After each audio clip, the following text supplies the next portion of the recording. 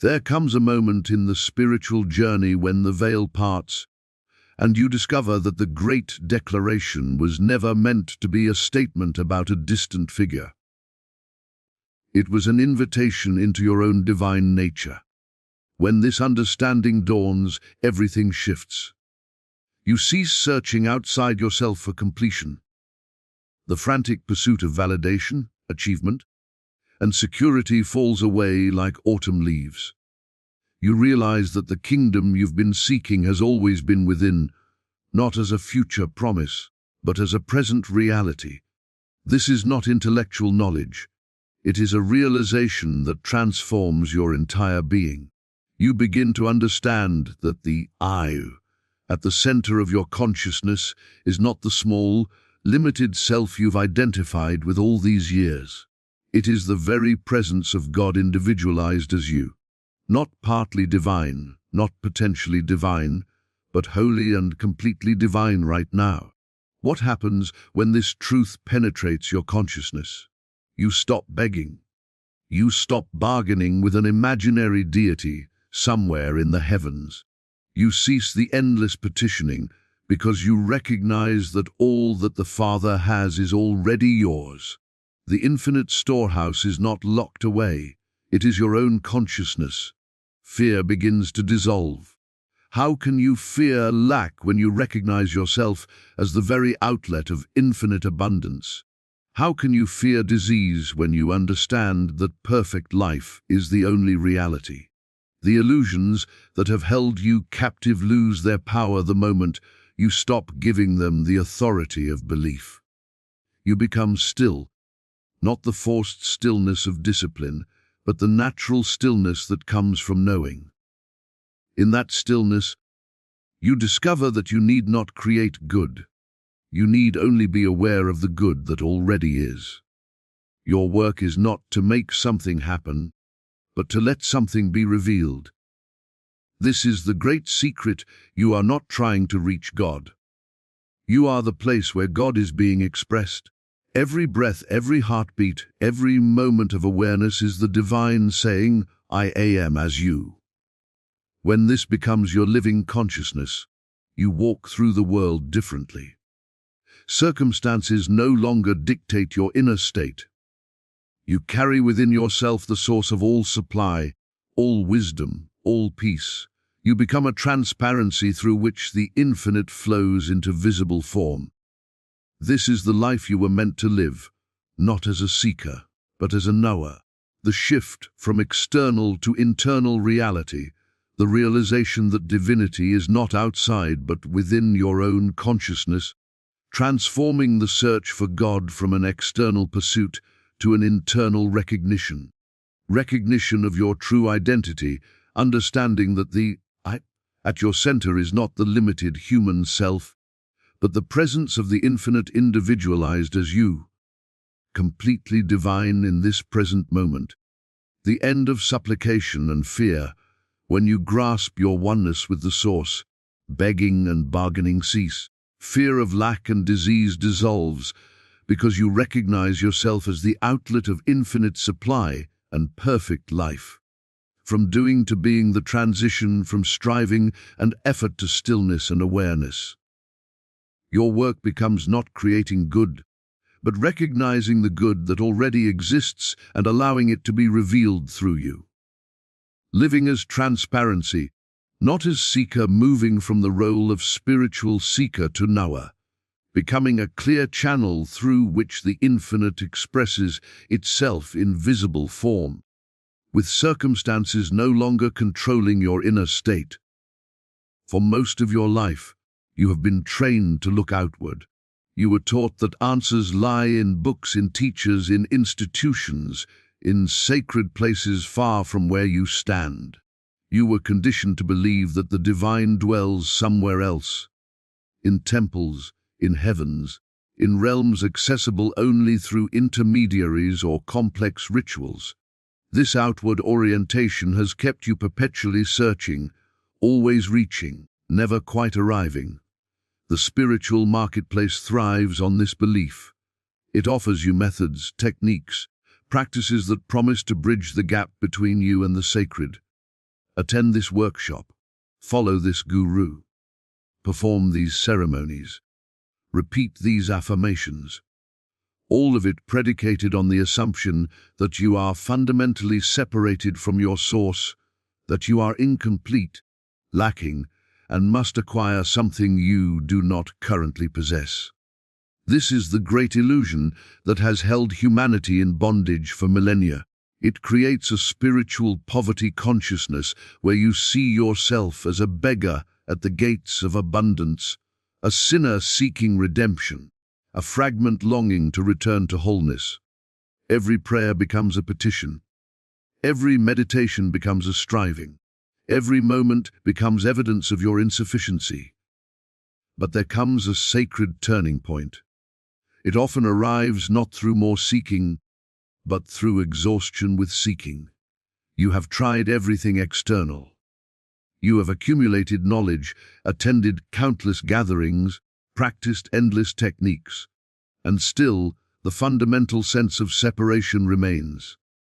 In that moment of surrender, when the external search collapses, something extraordinary can happen. You turn within, not as another technique, not as another place to search, but as a simple recognition. And in that inward turn, you discover what has always been present. The kingdom you sought in distant lands exists as your own consciousness. The presence you imagined dwelling in far-off realms is the very awareness with which you are aware. The divine you believed you had to reach is the life that is living you right now. This is not a metaphor. This is not poetry meant to inspire while leaving you unchanged. This is literal truth. The infinite intelligence that created galaxies, that orchestrates the perfect rhythm of seasons, that knows how to transform a seed into a redwood. This same intelligence is the consciousness at your center. Not a portion of it, not a reflection of it, but the very thing itself individualized as you. When this recognition dawns, the entire structure of your spiritual life reorganizes. You stop projecting your divinity onto external authorities. You cease giving away your power to those who claim to know more, to be more connected, to have special access to truth. You recognize that every teacher, every teaching, every sacred text can only point you back to what you already are. Your prayer life transforms completely. You no longer approach consciousness as a beggar approaches a king. You no longer catalogue your problems and present them to an external power hoping for intervention. Instead, prayer becomes recognition. Meditation becomes awareness. Spiritual practice becomes the simple acknowledgement of what is already true. The frantic quality dissolves. The spiritual anxiety that drove you from teacher to teacher, from practice to practice, loses its grip. Not because you have found the right external answer, but because you have discovered there is nowhere to go. The treasure was never buried in distant fields. It has always been in your own backyard. More accurately, it has always been you. This shift from external to internal is not a geographical change. It is a complete revolution in understanding. You realize that every moment you spent searching outside yourself was a moment spent denying your own nature. Every authority you elevated was a denial of the authority already resident in your own being. You have lived your entire life under a case of mistaken identity. You have believed yourself to be a limited creature bound by history, defined by circumstances, confined within the narrow parameters of personality and conditioning. You look in the mirror and see a name, a face, a story of successes and failures, of wounds and triumphs. You think this is who you are. But this person you believe yourself to be is only the surface, the outermost garment of your true nature. Beneath the accumulated layers of personal history, beneath the thoughts and emotions that rise and fall like waves, beneath even your deepest beliefs about yourself, there exists an I that has nothing to do with your biography. This is not the ego that defends itself, that compares itself to others, that fears inadequacy and craves recognition. This I existed before you were given a name. It will exist when all the details of your personal story have dissolved into forgotten memory. It is the witness that has been present through every experience of your life, unchanging while everything else changes. Most people spend their entire lives identified with the wrong I. They think they are the limited self, the one who was born and will die, the one who succeeds or fails, who is sick or well, who has or lacks. This misidentification is the root of all suffering. When you believe you are the limited self, you live in perpetual vulnerability. Everything becomes a potential threat to your existence, your security, your happiness. But there is another I, speaking in the depths of your being.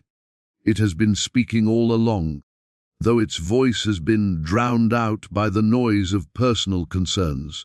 This I doesn't I am sick, or I am poor, or I am afraid. It simply says I am, without qualification, without limitation, without any adjectives that would reduce infinity to something finite.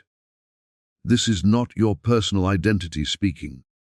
This is the voice of the infinite itself, declaring its presence as you. When you touch this I, you discover that you are not a separate entity trying to connect with God. You are the very presence of God individualized, not a part of God, not a creation separate from the Creator, but God being God as you. This recognition shatters every limitation you have accepted. How can you be inadequate when your true nature is infinite intelligence? How can you lack anything when you are the substance of all supply? How can you be powerless when omnipotence is your very essence? The limitations exist only in the false identification with the small self, the personal sense of I. Understanding this intellectually changes nothing. Millions have heard these words and remained exactly as they were.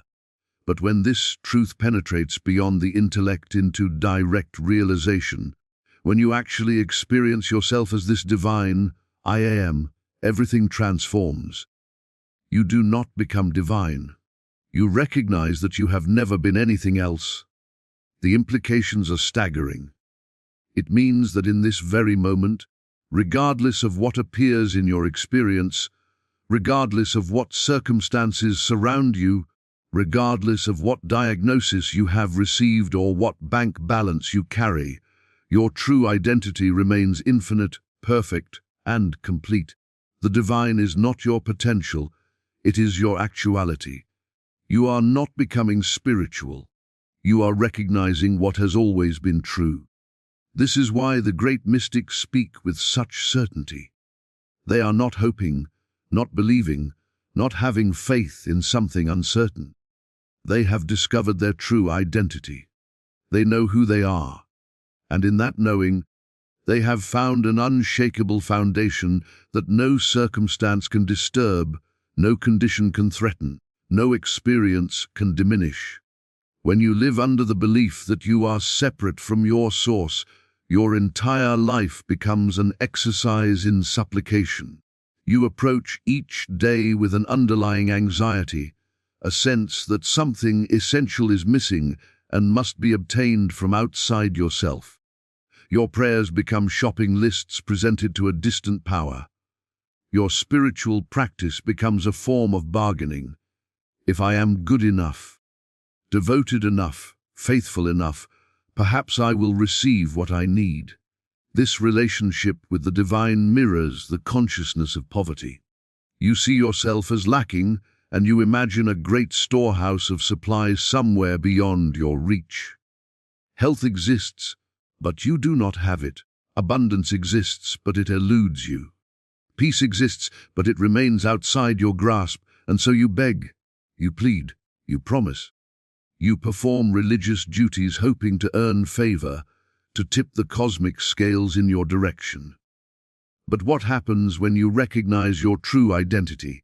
When you understand that the infinite is not separate from you, but is actually constituting your very being. The entire foundation of supplication crumbles. How can you beg yourself for what you already are? How can you petition your own consciousness to give you what is already the substance of that consciousness? You begin to see that lack has never been a reality. It has only been a belief. The infinite cannot lack anything, and if the infinite is your true nature, then you cannot lack anything. Not potentially, not someday when you become more spiritual, but right now.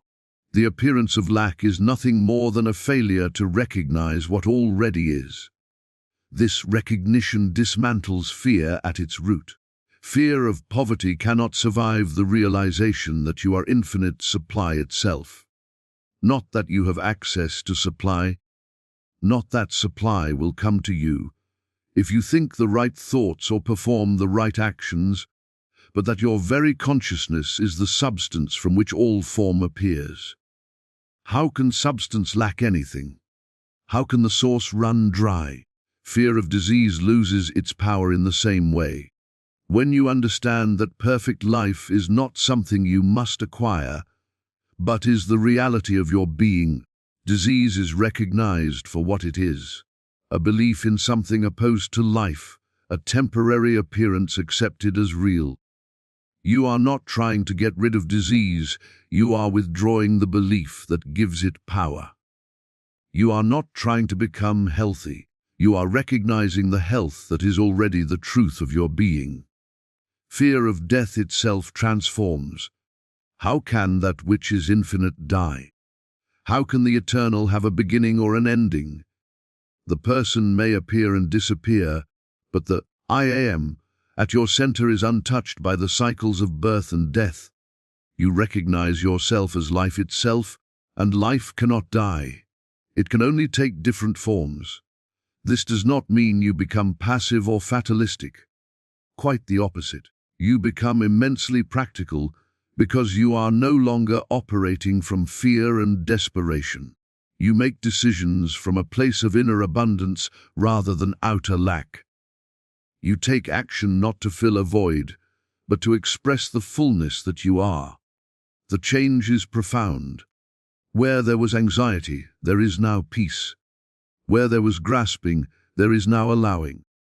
Where there was the constant stress of trying to make something happen, there is now the restful awareness that everything necessary is already present. You stop living as a beggar and begin living as what you have always been. The very presence of infinite abundance expressing itself in individual form. Your relationship with circumstance changes completely. Conditions no longer have the power to disturb your inner knowing. A depleted bank account cannot convince you of poverty when you know yourself as infinite supply. A medical diagnosis cannot convince you of death when you know yourself as eternal life. The spiritual path, as it is commonly understood, is a path of doing. You are given practices to perform, techniques to master, disciplines to maintain. Meditate for this many minutes. Repeat these affirmations. Visualize these outcomes. Fast on these days. The underlying message is always the same. You must do something to achieve a spiritual state you do not currently possess. This approach keeps you perpetually engaged in effort. Your spiritual life becomes another form of work, another arena where you must perform, improve, and achieve.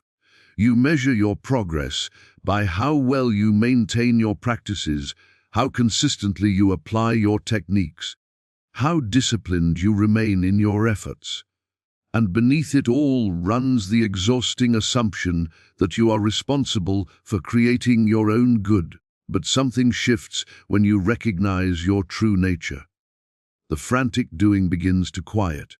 You start to understand that you are not trying to create good. Good already is. You are not trying to make something happen. Everything necessary is already present in consciousness. Your work is not to manufacture reality, but to perceive reality as it actually is. This is the movement from doing to being. It is not laziness. It is not passivity. It is actually the most profound activity possible, the activity of awareness itself. You begin to live from stillness rather than striving, not the forced stillness that comes from suppressing your thoughts or controlling your mind, but the natural stillness that arises when you stop believing you must make something happen. In this stillness, you discover something extraordinary. The good you have been working so hard to create has always been present. Health is already the truth of being. Supply is already infinite in consciousness. Harmony is already the nature of reality. These are not goals to be achieved in the future. They are facts to be recognized in the present moment. Your entire approach to life reorganizes around this recognition. Instead of beginning your day by making plans to create good, you begin by acknowledging the good that already is. Instead of looking at a problem and immediately thinking about what you must do to fix it, you pause and ask, what is the truth here? What is already present that I am not seeing? This does not mean you take no action in the world. You still engage with life, make decisions, participate in your affairs. But the action flows from a different source. It is no longer driven by fear or lack. It is no longer the desperate activity of someone trying to fill a void. It becomes the natural expression of the fullness that you are. You begin to understand the meaning of effortless effort. Things happen through you rather than by you. Solutions appear without the strain of forcing them. Doors open without the exhaustion of pushing them. Not because you have mastered some technique of manifestation, but because you have stopped blocking the natural flow of good with your beliefs in limitation. This is the great secret hidden in plain sight. Grace is not something you earn through effort. It is something you allow by ceasing to obstruct it. The infinite is always seeking to express itself as your individual experience. Your work is not to make this happen, but to remove the barriers of false belief that prevent you from seeing it. Prayer becomes something entirely different in this consciousness. You are not asking for things you lack. You are not trying to convince an unwilling deity to grant your requests. You are simply resting in the awareness of what is already true. You are acknowledging reality rather than begging for it to change. Meditation transforms from a practice you perform to a state you inhabit. You are not trying to achieve a special state of consciousness. You are simply being aware of the consciousness that is already present, already perfect, already complete. Most of your spiritual journey, you have been a seeker. This identity has defined you. You have read the books, attended the classes, followed the teachers, practiced the methods. You have been on a quest, searching for something you believed was missing, reaching for an experience you thought was just beyond your grasp. The seeker identity feels noble, dedicated, sincere, but it is actually the final barrier to realization. As long as you are seeking, you are affirming that you have not found. As long as you are trying to become spiritual, you are declaring that you are not spiritual now. The very act of seeking reinforces the illusion of separation. It keeps you forever in the future, forever approaching but never arriving, forever almost there but not quite. The transition from seeker to knower is not gradual. It is instantaneous. It happens in the moment you stop looking for what you already are. You realize that the consciousness seeking God is God seeking to know itself as you. The journey was never about going somewhere. It was about waking up to where you have always been. When you live as a knower rather than a seeker, everything changes. You stop collecting spiritual experiences like trophies. You stop measuring your progress against others. You stop worrying whether you are doing it right, whether you are spiritual enough, whether you have achieved the proper state. All of that anxiety belongs to the seeker, and you are no longer that. The knower does not claim to know everything. The knower simply rests in the awareness of their true identity. This knowing is not intellectual. You can have a library of spiritual knowledge and still be a seeker. Knowing is a state of consciousness, a recognition that has moved from the head to the heart, from theory to living experience. From this knowing, you become what the mystics call a transparency. You are no longer trying to be spiritual. You are simply allowing the infinite to be itself as you. Like a clear window pane does not create light, but allows light to pass through unobstructed. You do not create good, but allow the good that already is to flow into visible expression. This transparency is your natural state. You are not trying to become it. You are removing whatever blocks it. Every false belief you release, every limitation you stop accepting, every fear you see through makes you more transparent. Not more holy, not more advanced, simply more clear. More available for life to live itself as you. Living as transparency means circumstances lose their power over your inner state. The knower does not depend on conditions to be at peace. Peace is not found in situations. It is the nature of your being. When you know this, you can move through difficulty without being disturbed at your center. You can face challenges without losing your grounding, not because you have developed great spiritual strength, but because you have recognized what cannot be shaken. The world sees this and calls it wisdom, calls it grace, calls it spiritual attainment. But from the inside, it is simply being what you are. There is no effort in it. There is no maintenance required.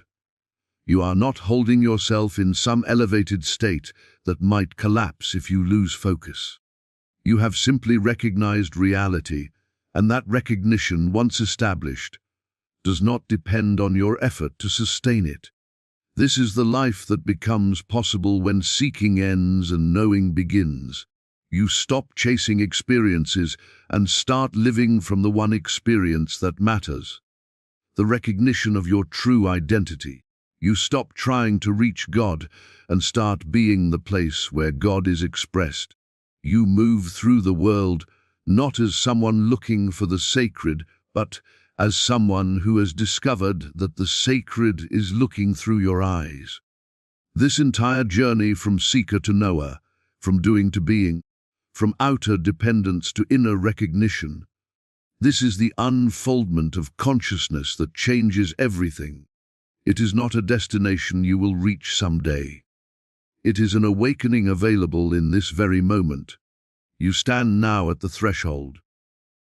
Not the threshold of something you must attain, but the threshold of something you must recognize.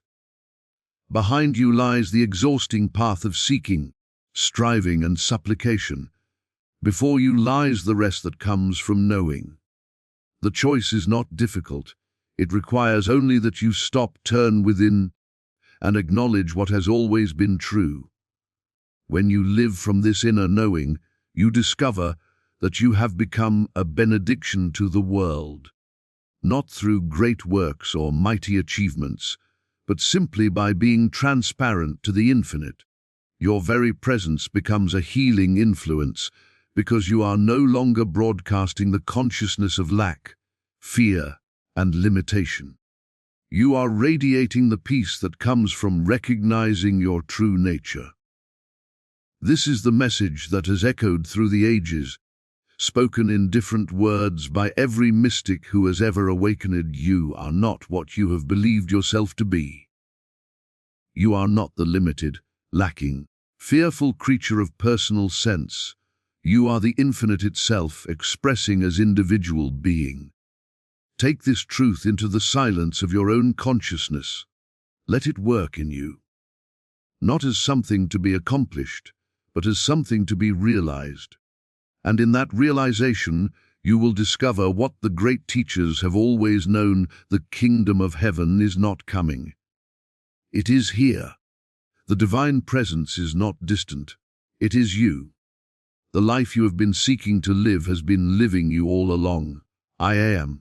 And in those two words, spoken in the depth of your being, lies all the truth you will ever need to know. Have you ever wondered why Jesus would make the astonishing declaration, "You are God's," and what it could possibly mean for your life today?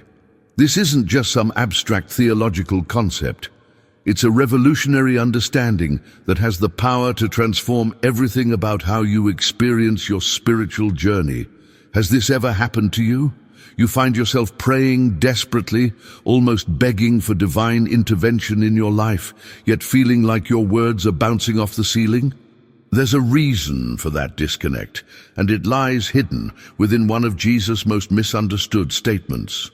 When Jesus proclaimed, "You are God's," he wasn't speaking in poetic metaphor or making some grandiose religious claim. He was revealing a profound truth about your actual identity.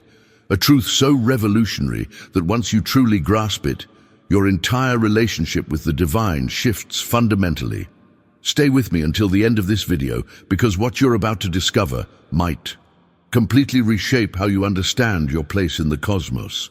Most of us have been conditioned to approach spirituality from a position of separation and lack. We've been taught to view ourselves as somehow distant from the divine, like orphans pleading with a stranger for help or intervention. We beg, we plead, we bargain, all from this underlying assumption that we are somehow disconnected from the very source of life itself. But this is precisely what makes Jesus' approach so radically different. When you examine his words and actions closely, you notice something remarkable. Jesus never begged. He never pleaded. He spoke with the unwavering confidence of someone who fully understood his relationship with the divine source. This wasn't arrogance or spiritual pride. It was the natural expression of someone who recognized an eternal truth that existed before time began. But before we begin, please hit the like button and let me know where in the world you're watching from today. It's always fascinating seeing who's joining us from around the world, and if you haven't already, make sure to hit that subscribe button and turn on the notification bell so you don't miss any of our future videos. What Jesus understood, and what he was desperately trying to help us understand, is that the divine nature isn't something external to you that you need to somehow reach through spiritual effort. It's your original nature, your true identity, beneath all the layers of conditioning and false beliefs about separation. When you truly grasp what Jesus meant by declaring your divine nature, everything transforms. Your prayers shift from desperate pleas to conscious recognition. Your spiritual practice evolves from striving to allowing. Your entire experience changes from struggle into natural, effortless unfolding. Imagine for a moment what your life would look like if you approached each day, each challenge, each relationship from the consciousness that Jesus had when he declared, "You are God's." How would your experience change if you truly lived from that understanding? What would fall away and what would naturally emerge in its place? The truth is, we've been reading these words through the lens of religious formality for so long that we've missed their revolutionary power. But when you strip away centuries of theological interpretation and truly see what Jesus was pointing to, what you discover is nothing short of a complete revelation about your true identity. The declaration, "You are God's," in Jesus' consciousness wasn't merely a lofty theological concept. It was a direct recognition of source, expression, and substance. Think about this revelation for a moment. Just as divinity expresses through all creation, the divine expresses through you. This mindset shift is the hidden key that unlocks a completely different journey in your spiritual life. The profound truth is that you are not separate from the divine, desperately seeking some external connection. Like a cosmic orphan, you are the very expression of divinity itself, living and breathing through divine inheritance right now in this very moment. This is not spiritual theory. This is the fundamental reality behind your existence, regardless of whether you've recognized it yet or not. This transformational understanding becomes even clearer when we look at another statement Jesus made that perfectly aligns with "You are God's." When he proclaimed, "I and my Father are one," he wasn't making a special claim unique to himself alone. This was never meant to be an exclusive revelation that applied only to Jesus. Rather, he was unveiling the universal truth about every human being's relationship with the divine source. The revolutionary impact of this understanding is that this oneness is not something you need to achieve through decades of spiritual practice, meditation, or religious devotion. It's not a distant goal to be reached after years of effort. This oneness is the very foundation of your existence. It's already complete, already whole, already perfect. Your spiritual journey isn't about becoming something you're not. It's about recognizing and accepting what has always been true. Behind the scenes of your daily human experience lies this profound reality that most spiritual seekers miss entirely. We've been conditioned to view spirituality as a path towards something, a journey of becoming, when in fact it's a process of unveiling what already is. The decisions we make from this understanding are entirely different from those made from a mindset of separation. Now, I want to go even deeper into this topic by exploring a powerful metaphor that illuminates this truth in a way that's impossible to forget. Imagine the vast ocean and its countless waves. A wave is not separate from the ocean trying desperately to become oceanic. It already is ocean, temporarily expressing in wave form. In the same way, you are not a human being trying to reach God. You are divine life temporarily expressing in human form. If this message about your divine nature resonated with you, hit subscribe to join our community of seekers exploring these profound spiritual truths together. This revelation completely transforms how you approach every aspect of your life, from prayer to purpose, from healing to relationships. When you begin to live from this understanding, everything shifts. If you're feeling a resonance with this truth deep within you right now, write in the comments, "I am divine expression." This ocean metaphor isn't merely a beautiful analogy, it's a profound revelation about the nature of reality itself. The wave doesn't need to strive or struggle to become more oceanic, it simply needs to recognize what it already is. The wave's entire existence, substance and power come from the ocean itself. Its very being is oceanic in nature. Similarly, your entire being, your consciousness, your life force, your creativity, all of it stems from the divine source expressing itself through your unique human form. This is what "you are God's" truly means in mystical Christianity. And when this understanding takes root in your consciousness, it catalyzes a complete transformation in how you experience life. The journey shifts from seeking something outside yourself to recognizing what's already within and expressing through you. Joel Goldsmith, one of the great mystical teachers of the 20th century, revealed something profound about this. Understanding. He taught that grasping your divine nature dissolves the root cause of all human suffering, which is the belief in separation. Think about that revelation for a moment. The primary source of our pain, our anxiety, our sense of lack and limitation, all stem from this single misperception that we are somehow separate from our divine source. When you begin living from the consciousness that the divine is your actual source and substance, not just poetically or metaphorically, but literally, everything changes. You stop approaching life from a mindset of scarcity and separation. You stop begging and pleading for what you need, as though addressing some distant deity who might or might not respond. Instead, you start receiving naturally, recognizing that what you need is already present within the divine flow of your being. This shift in awareness creates a profound impact in how you navigate life's challenges. You stop efforting and struggling against the current of life. and you start allowing the divine nature to flow through you naturally and effortlessly. This doesn't mean your human life suddenly becomes problem-free, but rather that you approach those problems from an entirely different state of consciousness. Behind the scenes of this transformation is a complete recalibration of how you relate to the divine. Instead of viewing yourself as a separate entity, desperately trying to connect with God, you recognize yourself as an individualized expression of that same divine life. The boundary between you and divine begins to dissolve, and you experience a wholeness that has actually been present all along.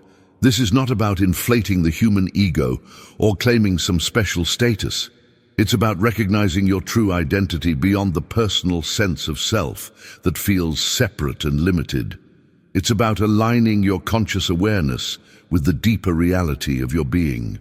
When you live from this understanding, your prayers, your healing work, your relationships all take on a completely different quality. If you've experienced moments of this profound sense of oneness, even briefly, type, "I felt this oneness," in the comments below. Now let's explore what happens when this profound understanding begins to shape your everyday practices, particularly in how you approach prayer. The practical power of this realization becomes crystal clear when you're facing life's inevitable challenges and difficulties. Consider the stark contrast. A person who perceives divinity as distant and separate naturally prays from that mindset. Please God, help me with this problem. Their entire approach stems from a consciousness of separation, lack, and dependency on an external power. It's the prayer of someone who fundamentally sees themselves as cut off from the divine source, but someone who has awakened to the truth that Jesus revealed when he said, "You are gods," prays in an entirely different way. Their prayer isn't about begging an external deity for intervention. It's about recognizing what's already present.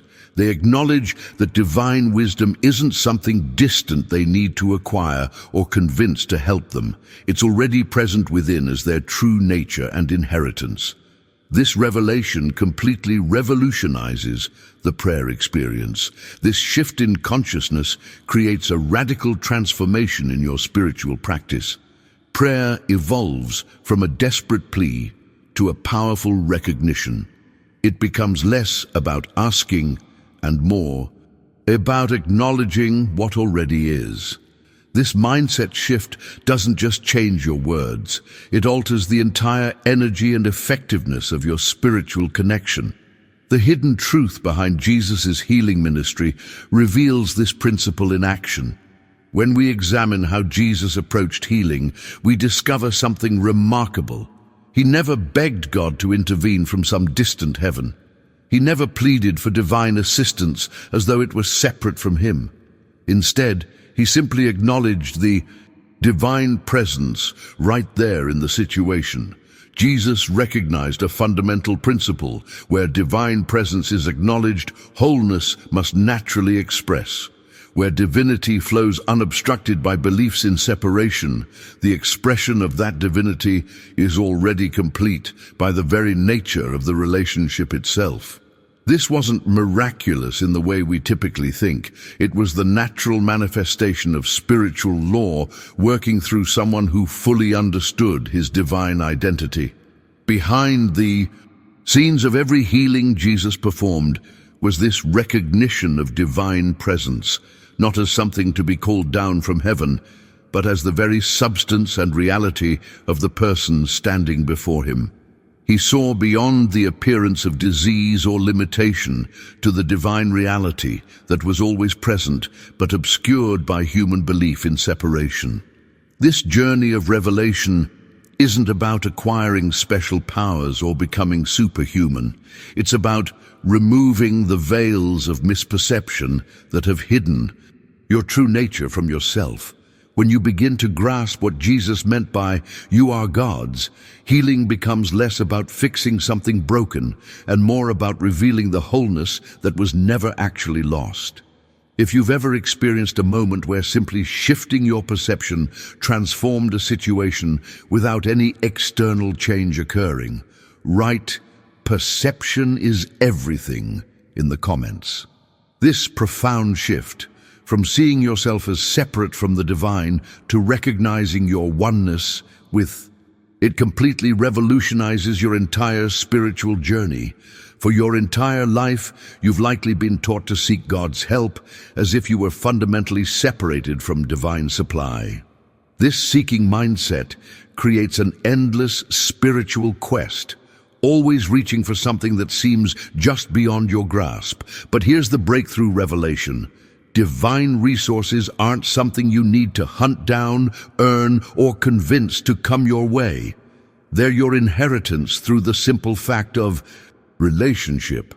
Just as a child naturally inherits traits and resources from their parents without having to beg for them, you naturally have access to divine qualities through your essential connection to the source. When this understanding truly takes root in your consciousness, your entire prayer life undergoes a remarkable transformation. It evolves from begging into recognition, from anxious effort into restful knowing, from desperate pleading into peaceful receiving. The entire energy of your spiritual practice shifts from striving to allowing, from seeking to finding what was always present. This mindset transformation doesn't happen intellectually, it happens experientially. It's not about adopting a new belief system, but about awakening to a deeper reality that was always true before you recognized it. The decisions you make from this place of understanding create entirely different results than those made from a consciousness of separation. Here is the secret that changes everything about your spiritual journey. When you pray acknowledging you are God's, as Jesus meant it, you're not trying to get God to do something for you or convince divine power to intervene in your life. You are simply remembering what is already true. This revelation completely revolutionizes your approach to prayer, healing, and manifesting. Divine life isn't something that might flow to you someday. If you're worthy enough, it's already flowing through you right now. Divine wisdom isn't a distant quality you need to acquire through decades of spiritual practice. It's already present within you as your true mind. Divine substance isn't separate from you. It's already expressing as your very being, right here, right now, in this moment. Behind the scenes of all effective spiritual practice is this fundamental recognition of present reality rather than future hope. The great spiritual masters throughout history weren't people who mastered techniques for manipulating divine energy.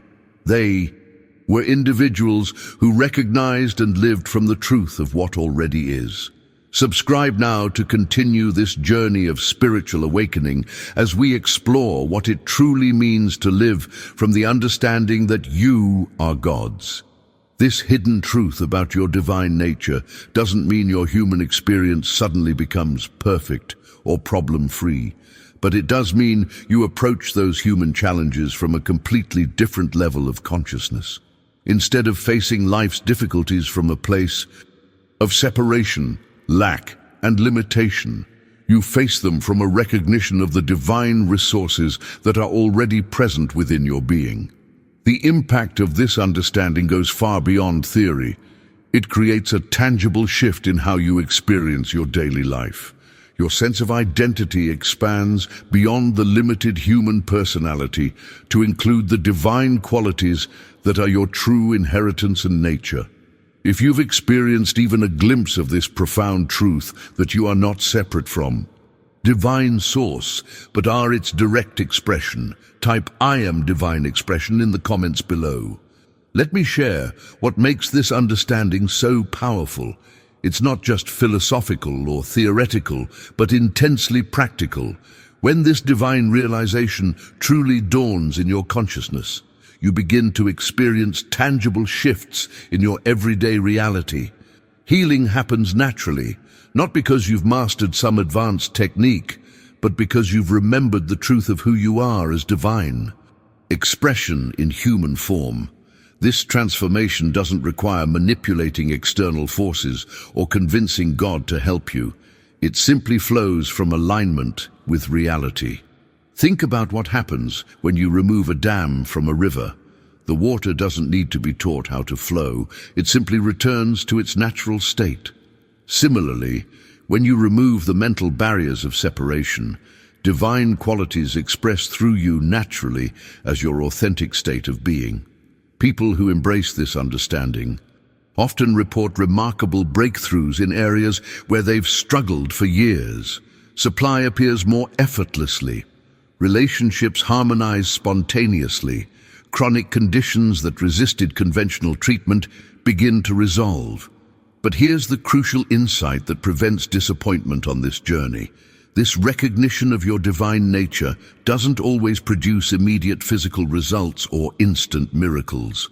What it does produce is an immediate shift in consciousness that then gradually manifests in your outer experience over time. This is realistic spirituality, not magical thinking that promises overnight transformation. The journey unfolds naturally, sometimes quickly, sometimes slowly, depending on how deeply ingrained the patterns of separation consciousness have been in your life. Behind the scenes of every authentic healing is this fundamental principle. Inner transformation precedes outer manifestation. Your consciousness shifts first, and then your circumstances begin to reflect that shift. The timeline varies for each person and situation, but the principle remains constant. This understanding helps you avoid the discouragement that comes from expecting instant results while still maintaining complete faith in the process. Consider how a seed transforms into a plant. The moment the seed is planted and watered, its transformation begins, but invisibly beneath the surface. For days, sometimes weeks, nothing appears to be happening, but profound changes are occurring at the invisible level before any visible growth appears. Your spiritual awakening follows this same natural pattern. The recognition of your divine nature initiates an immediate inner transformation that will eventually manifest outwardly, but in divine timing rather than human expectation. This perspective completely revolutionizes how you approach healing, abundance, relationships, and every other aspect of human experience. Instead of desperately seeking external fixes or magical solutions, you focus on cultivating the consciousness from which all authentic change emerges. You become less concerned with manipulating effects and more focused on living from cause, from the recognition of your divine nature as expressed in Jesus' powerful declaration, "You are God's." This doesn't mean you ignore practical action or responsible choices in your human experience. Rather, those actions now flow from a completely different mindset, one of abundance rather than scarcity, wholeness rather than brokenness, divine intelligence rather than limited human thinking. If you've experienced a situation where inner transformation led to outer changes in your life, type "inner creates outer" in the comments below. Now I want to explore what might be the most profound dimension of understanding Jesus' declaration, "You are God's."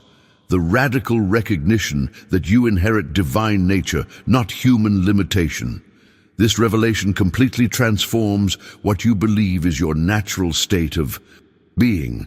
Most of us have been conditioned to accept limitation, lack, struggle, and fear as our default human condition. We've been taught that we must strive and struggle to acquire qualities like peace, wisdom, love, and abundance. But this revolutionary understanding flips that entire paradigm. Peace is not something distant that you must acquire through years of spiritual practice or struggle.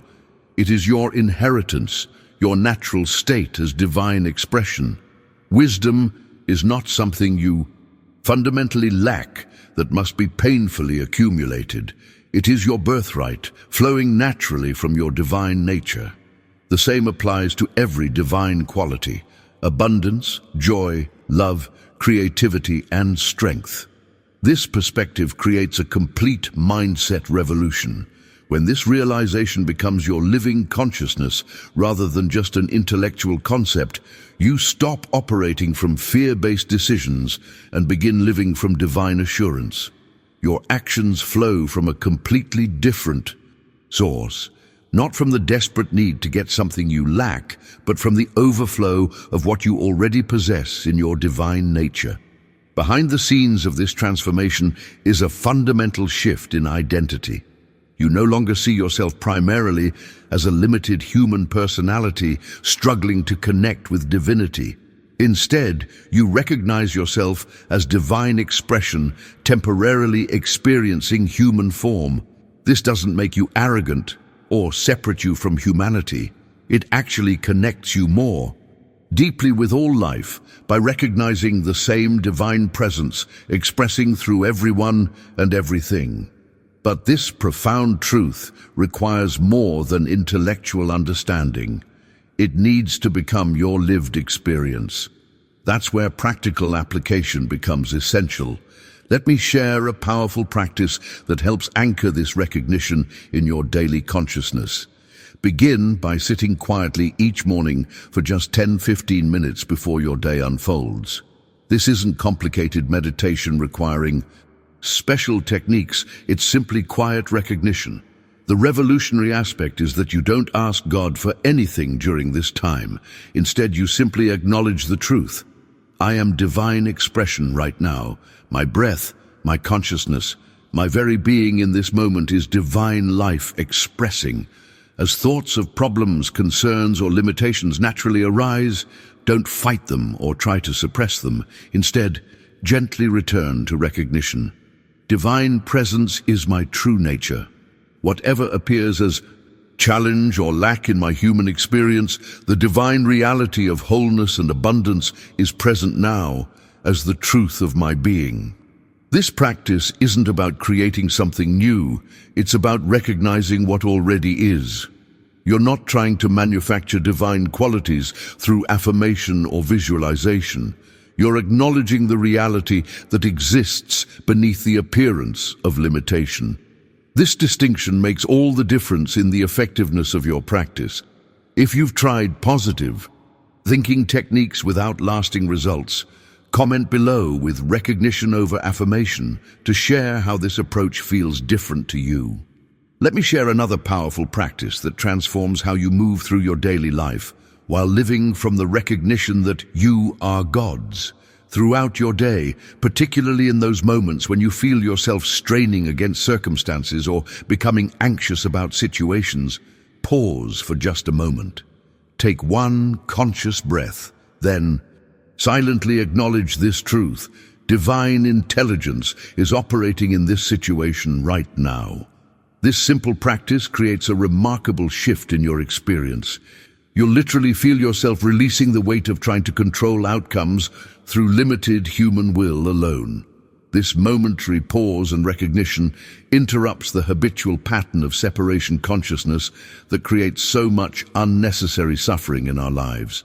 Think of it as a pattern interrupt that shifts you from the limited human perspective to the broader divine perspective in an instant. This isn't about denying or ignoring real challenges. It's about approaching them from a completely different level of consciousness. The breakthrough happens when you realize you don't have to solve every problem through human effort alone. There is a higher intelligence, a divine wisdom that is already operating in every situation when you step aside and allow it to flow. A woman named Sarah practiced this during a particularly stressful work situation where everything seemed to be falling apart. Instead of pushing harder with human will and getting more frustrated, she paused several times throughout the day to acknowledge, divine intelligence is operating here right now. Within hours, solutions began appearing that no one had considered. This wasn't coincidence. It was the natural result of shifting from separation consciousness to recognition of divine presence. Now, I want to reveal what might be the most profound dimension of living from the understanding that you are God's, learning to live from cause rather than effect. In essence, This means training yourself to recognize that your divine nature is the invisible reality behind all visible forms and circumstances in your life. When you look at your bank account, practice seeing beyond the numbers, which are just effects, to the infinite substance that is your true source, which is cause. When you look at your body, see beyond the appearance to the divine life that animates it. This isn't denial of human reality, it's recognition of a deeper dimension that is equally real but usually overlooked. This perspective revolutionizes how you respond to circumstances. Instead of constantly reacting to effects, the visible conditions and circumstances that appear in your life, you learn to live from consciousness of cause, the divine reality that precedes and produces those outer conditions. This journey of revelation shifts you from being a victim of circumstances to being consciously aligned with the creative principle that shapes reality. Living from this level of consciousness doesn't make you passive or unrealistic about practical matters. You still take appropriate human action, but those actions now stem from a completely different awareness. They flow from recognition rather than reaction, from abundance rather than scarcity, from trust rather than fear. If you've ever experienced a moment where shifting your perception of a situation completely transformed your experience without the situation itself changing, comment, "I've witnessed the power of perception" below. As we begin to live from this profound understanding that Jesus revealed when he said, "You are gods," something remarkable happens. The spiritual journey that once felt like an uphill battle transforms into a natural unfolding of your divine nature. You begin to experience life not as a separate human entity struggling to connect with divinity, but as divine expression, temporarily having a human experience. This revelation doesn't make life perfect or problem-free, but it fundamentally changes how you experience those challenges. You approach them from a completely different level of consciousness, from recognition of wholeness rather than from a sense of separation and lack. And this makes all the difference. I share these teachings because I've witnessed their transformative power both in my own life and in the lives of countless others who have embraced this understanding. If this message resonated with you today, if you felt something stir within you as we explored what Jesus truly meant by "You are gods," I'd love to hear from you. Simply comment, "This truth awakened something in me, so I know this message found the right heart."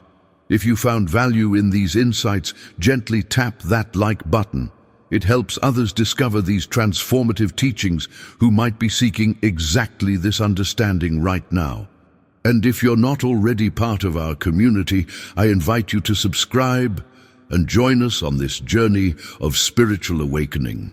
Each week, we explore these profound truths that liberate us from limitation and reveal our divine nature. There's a video right here that takes this understanding even deeper, exploring how to apply this divine recognition in healing work. Click and continue with me there as we uncover more of what it means to live from the consciousness that you are gods. Have you ever wondered why some people can speak two simple words and their entire reality shifts, while others can repeat the same words 1,000 times and nothing changes? What if I told you that the difference has nothing to do with the words themselves, but everything to do with the consciousness behind them? A consciousness so profound that when Jesus spoke these two words, he could heal the sick, transform matter, and demonstrate a power that seemed to defy the very laws of nature. Those two words are "I am." But here's what most people miss. When you say "I am" in your daily life, whether it's "I am tired," "I am struggling," or even "I am blessed," you're doing far more than making a simple statement. You're actually declaring your identity at the deepest spiritual level. You're making a claim about who and what you truly are. And this claim, whether you realize it or not, is shaping your entire experience of reality right now, in this very moment. Has this ever happened to you? You've said affirmations, you've prayed, you've tried to think positively, yet the same challenges keep appearing in your life, like an endless loop. What if the real issue isn't that your prayers aren't working, but that you've been fundamentally misunderstanding what happens when you say, "I am"? What if you've been accidentally using the most powerful creative force in the universe to reinforce the very limitations you're trying to escape? But before we begin, please hit the like button and let me know where in the world you're watching from today. It's always fascinating seeing who's joining us from around the world. And if you haven't already, make sure to hit that subscribe button and turn on the notification bell so you don't miss any of our future videos. Now, when Jesus declared, "I am the way, the truth, and the life," he wasn't being poetic. He wasn't making a religious claim or trying to sound mystical. He was revealing something that changes everything once you truly grasp it. He wasn't identifying with his body, his personality, or even his human life. He was declaring that the presence of God was his only identity. Not partially, not symbolically, completely. This wasn't just a nice spiritual idea. It was a demonstrable principle that altered physical reality. And here's where it gets revolutionary. Jesus wasn't claiming something special just for himself. He was showing us the truth of what we all are, beneath the layers of false identity we've accumulated throughout our lives. Stay with me until the end, because what you're about to discover might surprise you. It's certainly transformed my understanding completely. Most of us have been taught that God is somewhere out there, separate from us, and that we need to reach for this divine presence through prayer, ritual, or spiritual practice. We've spent years building bridges to cross a gap that, in truth, never actually existed. But what if the divine presence isn't something distant you need to connect with? What if it's the very I speaking through you right now? What if every time you say "I am" with reverent awareness, not casually, not unconsciously, but with full recognition of what you're actually declaring, you're not describing yourself, but invoking the infinite? Think about the spiritual journey most of us have been on. We've been taught from childhood to look up when we pray, to reach outward when we seek God, to believe that the divine is somewhere beyond us, watching, judging, perhaps listening if we're worthy enough. This conditioning runs deep.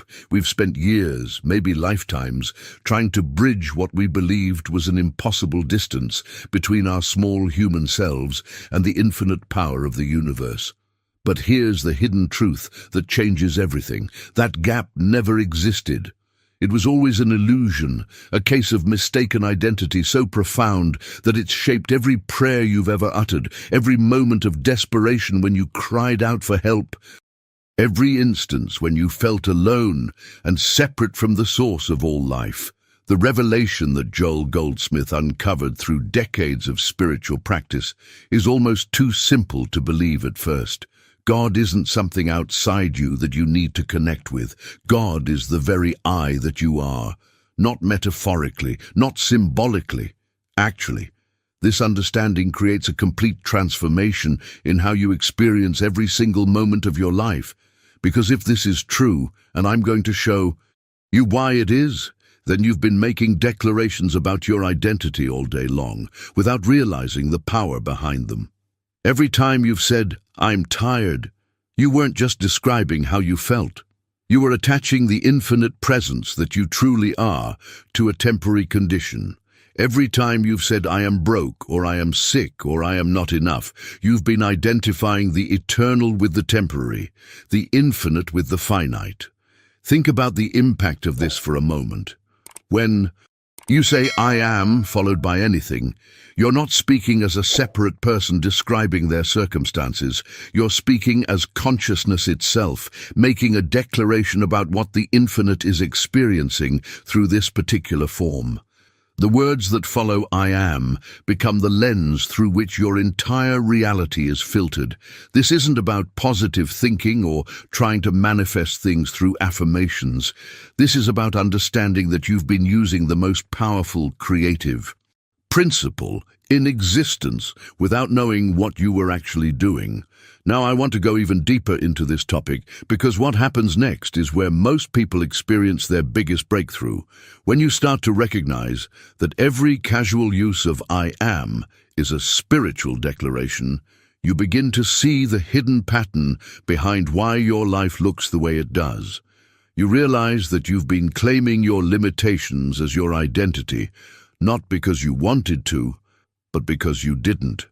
Understand the spiritual significance of these two words. Your mindset wasn't just affecting your thoughts, it was literally defining who you believed yourself to be at the most fundamental level. And here's where the journey gets truly fascinating. Once you understand this, you can't unhear it. Every time you're about to say, I am frustrated or I am overwhelmed, you'll pause. You'll feel something shift inside, because you'll know that you're about to identify the infinite with a passing emotion, and suddenly you'll have a choice you never knew existed before.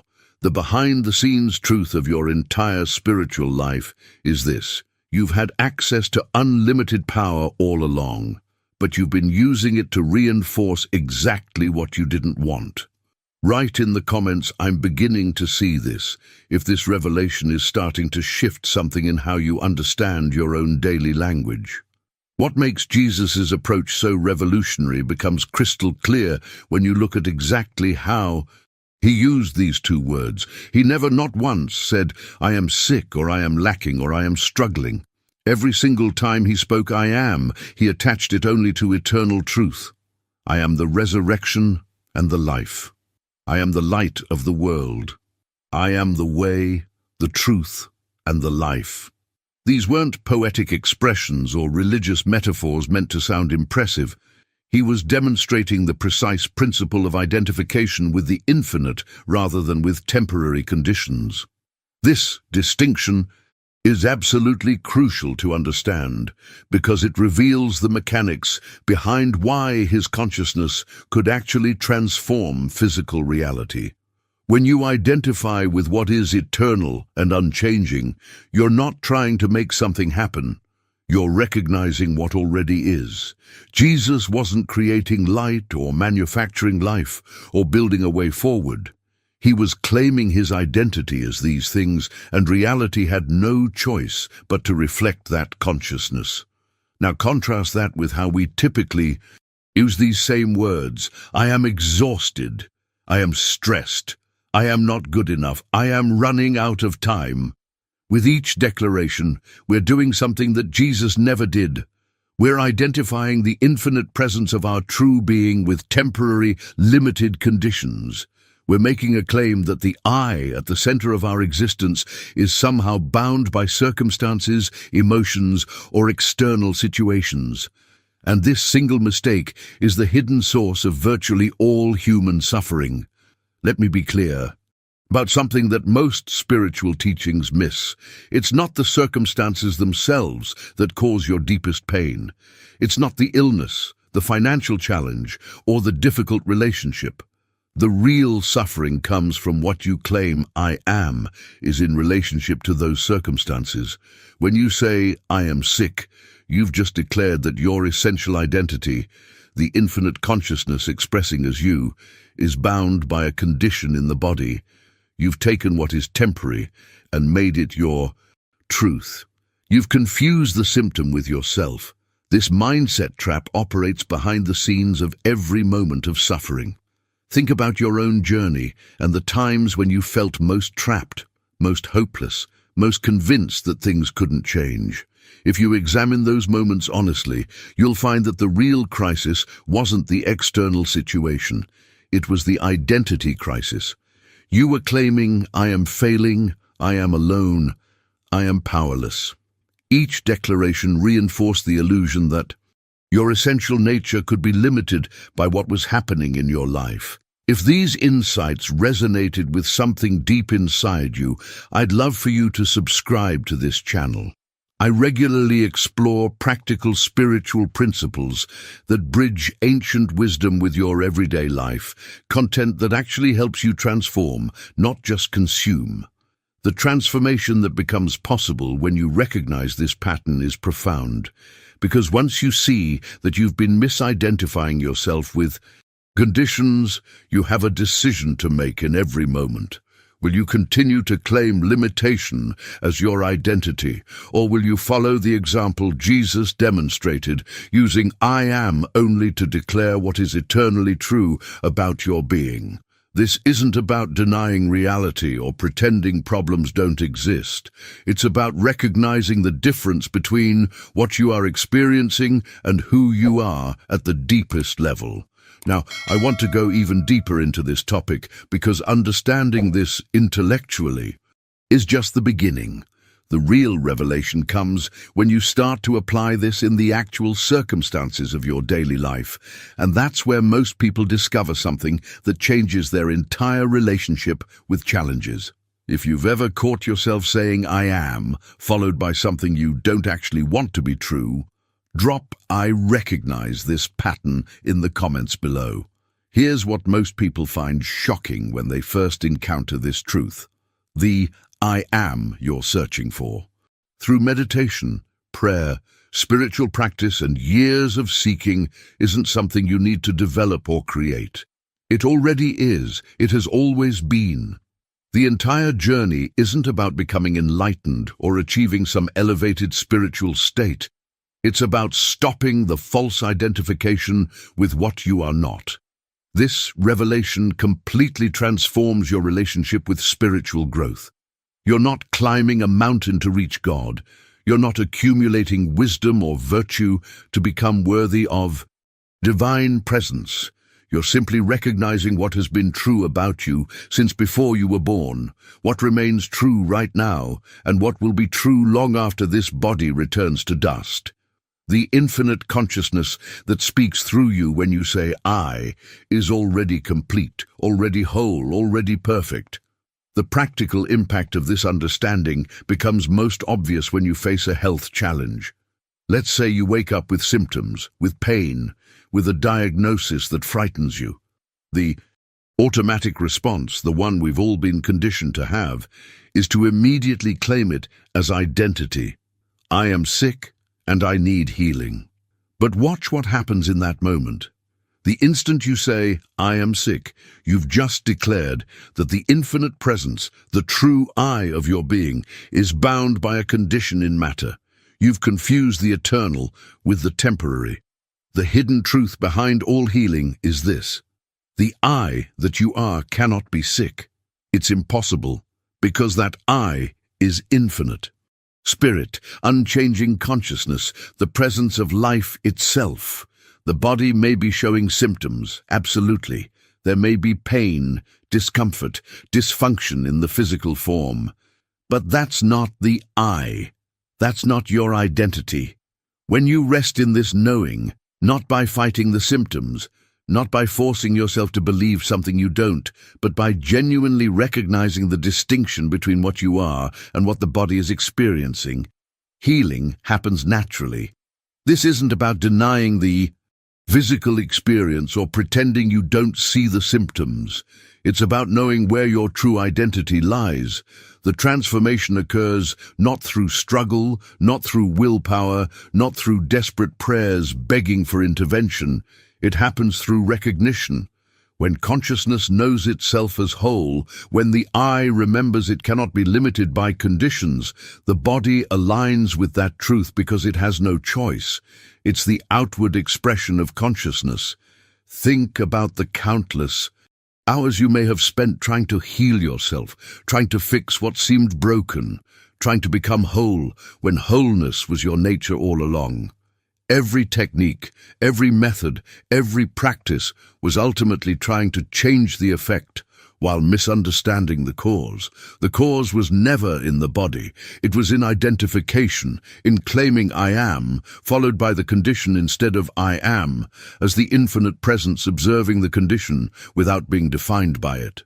Now, I want to go even deeper into this topic because what I'm about to share shows you exactly how people have applied this understanding to dissolve seemingly impossible situations.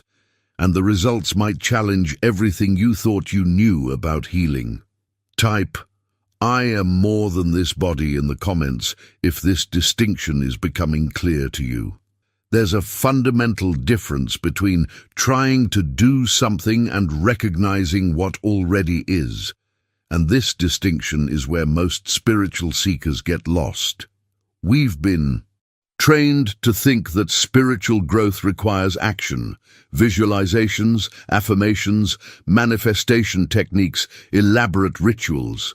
We approach God like a distant resource we need to extract something from through the right combination of effort and worthiness. But what Jesus demonstrated through I Am is something far more powerful and infinitely simpler, a state of being that requires no doing whatsoever. You're not trying to get things from God. You're realizing that God is already the substance of your being, expressing as your experience right now. This shift from action to recognition changes everything because it removes the exhausting cycle of seeking, striving, and wondering if you're doing enough. Recognition simply sees what is true. It doesn't create truth. It acknowledges it. Let me share a story that illustrates the profound impact of this understanding. A woman named Margaret had lived with chronic pain for 7 years. She'd tried every treatment, consulted countless specialists, explored alternative therapies, and nothing brought lasting relief. The medical tests showed nothing wrong, yet the pain persisted, dominating every aspect of her daily life. When she finally met Joel Goldsmith, she expected him to pray for her, to do some spiritual treatment, to use his consciousness to heal her condition. If this shifted your perspective even slightly, a simple like on this video helps others who are searching for this exact message find their way here. It's a small gesture that creates a big ripple, but he did none of that. Instead, he asked her a question that seemed almost absurd in its simplicity. Who is the I that says, "I am in pain"? She started to answer, but he interrupted her. Is the I am you speak of capable of pain? Can infinite spirit hurt? Can God suffer? Margaret sat there, confused at first, maybe even frustrated. Here she was, desperate for relief, and he was asking philosophical questions. But Joel had her sit in silence with these questions, not to find an intellectual answer, but to let consciousness reveal the truth beneath the appearance. For nearly 20 minutes she sat there, and then something shifted. Not in her body, in her awareness. She suddenly realized that she'd been making a fundamental error of identification. She'd been claiming that her true self, the I am at the center of her being, was in pain. But infinite consciousness can't experience pain. The sensations were happening in the body, yes, but they weren't happening to the I she truly was. She'd been confusing the experience with the experiencer, the symptom with her identity. The transformation that followed wasn't immediate, but it was inevitable. Within 3 weeks, the pain began to diminish. Within 2 months, it was completely gone. Not because she fought against it, not because someone healed her from the outside, but because she stopped claiming it as her identity. The moment she recognized the distinction between the I am and the bodily condition, the condition lost its power because it was no longer being reinforced by consciousness identifying with it. Now, I want to go even deeper into this topic because Margaret's journey reveals something crucial about how this principle operates behind the scenes of our everyday challenges, whether they involve health, relationships, finances, or any other area where we feel stuck. If this story resonates with something you've experienced or are experiencing now, write "I see the difference" in the comments. What Margaret discovered applies to every area of life, not just physical healing. Consider a man named Robert, whose business was collapsing around him. Every morning, he'd wake up consumed by the same thought pattern. I am failing. I am losing everything. I am watching my dreams die.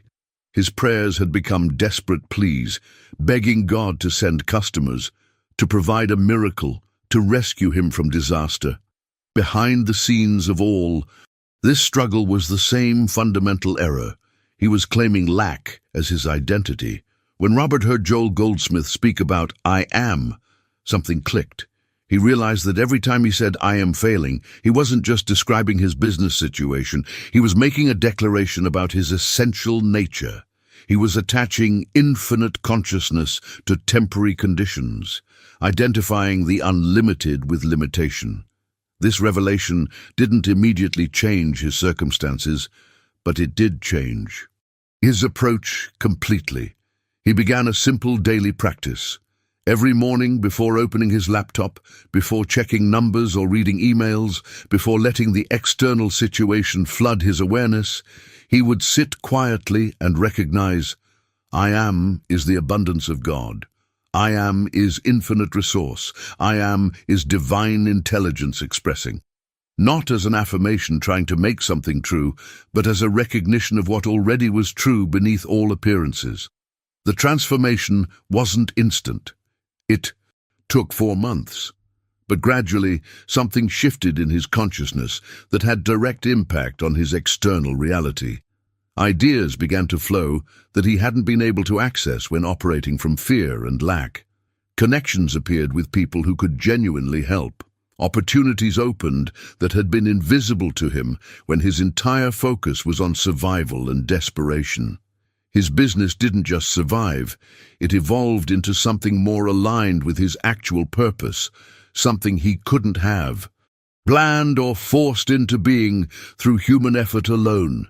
The hidden principle behind both Margaret's and Robert's breakthroughs is the same. Consciousness shift precedes condition shift. When you stop identifying the "I am" with the problem loses its anchor in your experience. This brings us to something Joel taught that becomes invaluable during moments of acute crisis, something he called the pause. When fear grips you, when circumstances feel overwhelming, when pain or panic or desperation floods your awareness, you pause everything. You don't react. You don't immediately try to solve or fix or struggle. You don't let the momentum of fear carry you into frantic action. Instead, you consciously return to the "I am." In that pause, you ask yourself one question: what is the truth of my being right now? Not what appears to be true, not what feels true, but what is eternally true regardless of circumstances. And the answer is always the same. I am is the presence of God, untouched by any condition, unlimited by any appearance, whole regardless of what the body shows, abundant regardless of what the bank account shows, safe regardless of what the situation looks like. This isn't denial of circumstances, it's recognition of identity. The pause creates space between the stimulus and your response. And in that space, truth can emerge and guide your decisions from a completely different level of consciousness. Now, I want to go even deeper into this topic because understanding when and how to use the pause can be the difference between remaining trapped in a problem and experiencing genuine breakthrough. Type "I'm learning to pause" in the comments if this practice is starting to make sense in your own journey. The pause naturally leads us to one of the most liberating revelations in this entire understanding: the concept of impersonal supply. We've been conditioned our entire lives to believe that abundance comes from specific sources outside ourselves, your job, your clients, your investments, your inheritance, even the people in your life. This belief creates constant anxiety because what if those sources disappear? What if the job ends? What if the client leaves? What if the market crashes? Your entire sense of security becomes dependent on external channels that you can't fully control. But when you truly grasp that I am is infinite supply, the entire foundation of your relationship with abundance shifts. Your employer is not your source. Your business is not your source. Your investments are not your source. These are merely channels through which supply flows, but the source itself is the I am at the center of your being, infinite, inexhaustible, always present. The channels can change, and they often do. One stream of income may dry up completely, while three others open in unexpected ways. But the source never diminishes because it isn't dependent on external conditions. Think about the freedom in this. Understanding you're no longer at the mercy of circumstances or other people's decisions about your value. The infinite supply expressing as you doesn't negotiate, doesn't run out, doesn't require you to prove yourself worthy. It simply is. This doesn't mean you become passive or stop working. It means you work from wholeness rather than from need, from overflow rather than from desperation. The impact on your daily decisions becomes profound when you're no longer operating from fear of lack. Now here's where I need to be completely honest with you about something most spiritual teachers won't tell you. Knowing this truth intellectually and actually living it consistently are entirely different experiences. You're going to have moments, maybe many moments, where you completely forget everything I'm sharing with you today. Fear will overwhelm the truth. Circumstances will seem so immediate, so pressing, so undeniably real that I am consciousness will feel like wishful thinking or spiritual fantasy. This is normal. This is part of the journey. Even people who've practiced this for years still have moments where they slip back into identifying with conditions. You might wake up one morning, look at your bank account or your health situation or your relationship problems, and every cell in your body will scream that this understanding doesn't work, that you need to panic, that you need to return to the old way of struggling and forcing and trying to control outcomes through human effort alone. Here's the hidden truth behind this challenge. Spiritual realization works in consciousness first, not in conditions. Sometimes the inner shift happens quickly and outer evidence follows almost immediately. Sometimes, and this is what tests people the most, the inner work takes weeks or even months of consistent practice before you see any visible change in your circumstances. Your job during that time isn't to make things happen or to force results. Your job is to remain faithful to the truth you've recognized, regardless of what appearances are telling you. Now, I want to go even deeper into this topic because what happens during those challenging times when nothing seems to be changing is actually where the most profound transformation occurs, and understanding this process can mean the difference between giving up and breaking through. If you've experienced that gap between knowing something spiritually and actually living it, write, "I'm in the process," in the comments. This understanding of I am transforms not just your relationship with circumstances, but your relationships with people in ways you might not expect. Most relationship problems, whether romantic, familial, or professional, come from the same root issue, seeking completion in another person. You feel incomplete, so you look for someone to fill the emptiness. You feel unloved, so you need someone to validate your worth. You feel lonely, so you desperately grasp for connection. But every relationship built on this foundation is doomed to disappoint because you're asking another human being to be your source of wholeness, and no person can carry that impossible burden. When you recognize that I am is infinite love, not that you need love or that you're searching for love, but that the very nature of your being is love itself, the entire dynamic shifts. You're no longer seeking love from outside yourself. You're expressing the love you are. You're not entering relationships from emptiness, hoping to be filled.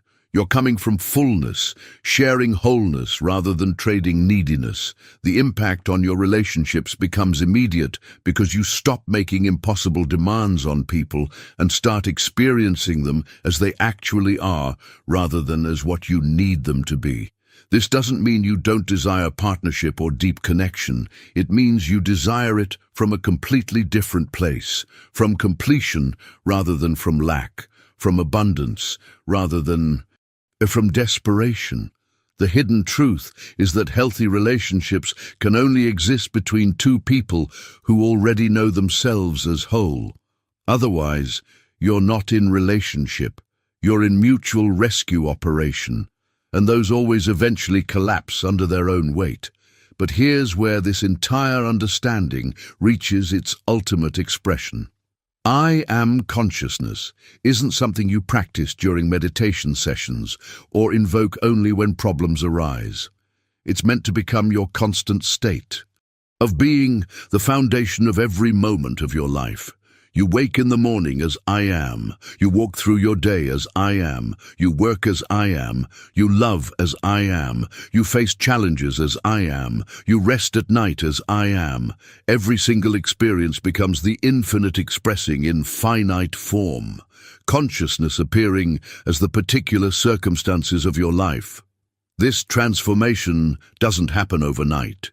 It's a journey of consistent recognition, of returning again and again to truth, whenever you find yourself slipping into false identification. But gradually, imperceptibly at first, your entire experience of being human shifts. You're no longer a limited person trying to become spiritual, struggling to reach God, hoping to eventually become enlightened. Your spirit appearing as person, the infinite expressing in this particular form, consciousness experiencing itself through these specific circumstances. The practical application of this starts right now, in whatever you're facing today. Whatever challenge or fear or need is pressing on you in this moment, you can pause. You can stop trying to solve it through human effort and manipulation. You can recognize that I am is the only presence and power, that your true identity is untouched by the appearance, that the infinite expressing as you already contains the resolution. Now I want to go even deeper into this topic because there's one final revelation that brings everything together and shows you exactly how to make this shift from intellectual understanding to lived experience in a way that actually sticks. If this understanding is beginning to feel less like theory and more like something you can actually live, write, "This is becoming real" in the comments. You know, if you've stayed with me through this entire journey, I want you to know that says something about where you are in your own spiritual awakening. Most people scroll past content like this because they're not ready to hear it, or because something in them resists the simplicity of this truth. But you're still here, which means something in you recognizes this understanding, maybe not fully yet, but enough to keep listening, enough to stay open. If these insights have shifted something in how you see yourself and your relationship with the divine, I'd love for you to subscribe to this channel. I create content like this regularly, exploring practical spiritual principles that you can actually apply in your daily life, not just beautiful ideas that sound nice, but leave you wondering what to do with them on a Tuesday afternoon when everything feels overwhelming. And if you made it all the way to the end, leave a comment saying, "This was meant for me, so I know who's walking this path alongside me." It genuinely helps me understand who's here and what resonates with you. Giving this video a like also helps other seekers discover this message, people who might be searching for exactly what you just heard, who need this understanding right now in their journey. It's a simple way to extend what you've received here. And listen, there's a video right here that takes this understanding even deeper, exploring how to apply I am consciousness to specific challenges you're facing right now. Click and continue with me over there.